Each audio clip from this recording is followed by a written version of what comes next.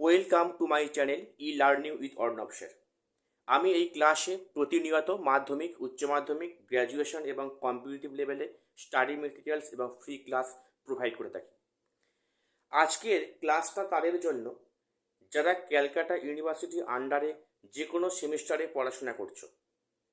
এখানে তোমাদের ইউনিভার্সিটির তরফ থেকে গতকাল একটা নোটিশ জারি করেছে, যেখানে খাতা রিভিউ এবং এফএসআই সম্বন্ধে কিছু তথ্য দেওয়া হয়েছে।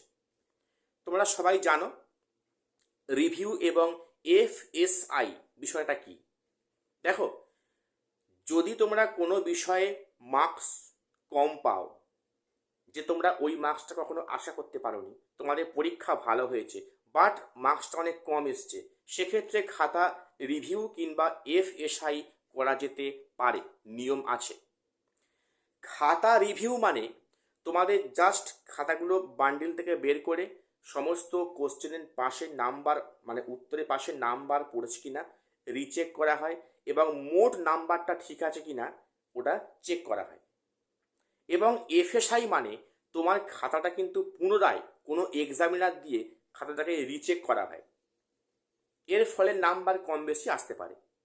এই ছিল নিয়ম। দেখো, সে নিয়মটা এখনও আছে, কিন্তু শুধুমাত্র এফএসআই এর ক্ষেত্রে কিছু চেঞ্জেস নিয়ে এসছে ইউনিভার্সিটি। সেটা কি নিয়ে এসছে আমি আজকের ক্লাসে আলোচনা করছি।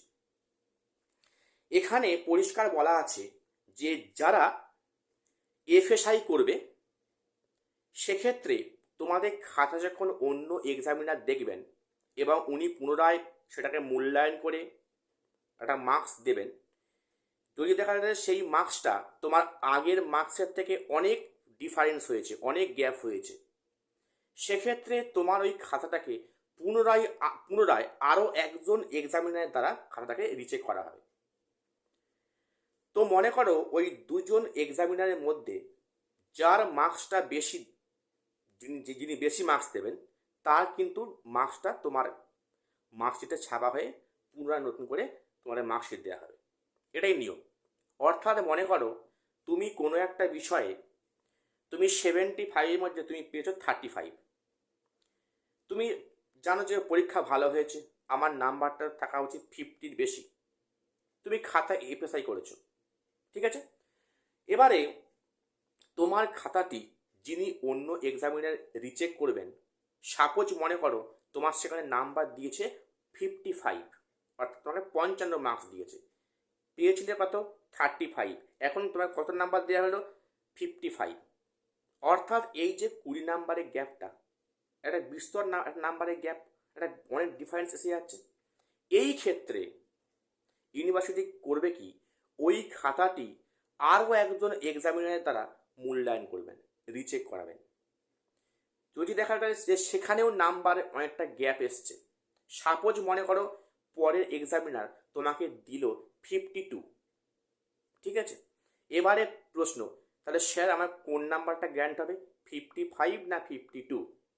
এখানে পরিষ্কার করে ইউনিভার্সিটি বলে দিয়েছেন যে দুবার খাতা রিচেক করার পরে যদি নাম্বারে বিস্তর ডিফারেন্স দুবারই আসে, তাহলে কিন্তু যে নাম্বারটা দুবার চেক করার পরে যে নাম্বারটা হাইয়েস্ট এসছে, বেশি এসছে, ওই নাম্বারটা তোমার কিন্তু পুনরায় মার্কশিটে ছাপা হয়ে তোমার কলেজে মার্কশিট আসবে।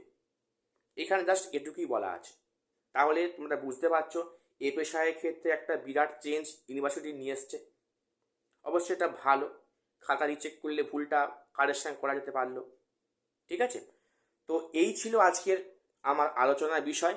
এটা গতকাল তোমাদের ইউনিভার্সিটি পাবলিশ করেছে, এটা সবাই জানা উচিত, তাই তোমাদের এটা শেয়ার করলাম। এই মানে এটা বিষয়টা আশা করছি আমি তোমাদের বিভিন্ন সময়ে এরকম বিভিন্ন খবরাখবর এবং আপডেট তোমাদের চ্যানেলে প্রোভাইড করব। আশা করি এই তথ্যগুলো তোমাদের কাজে আসবে এবং আমি তোমাদের নিয়মিতভাবে বিভিন্ন সেমিস্টারের ফ্রি ক্লাস প্রোভাইড করব এর পরবর্তী ক্ষেত্র থেকে। আশা করছি আমার ক্লাসগুলো তোমাদের উপকারে আসছে বা উপকারে আসবে। যদি আমার চ্যানেলটিকে ভালো লাগে অবশ্যই চ্যানেলটিকে সাবস্ক্রাইব করে আমাদের পাশে থাকবে। আজকে এটুকুই বলার ছিল, দেখা হচ্ছে পরে কোনো ভিডিওতে।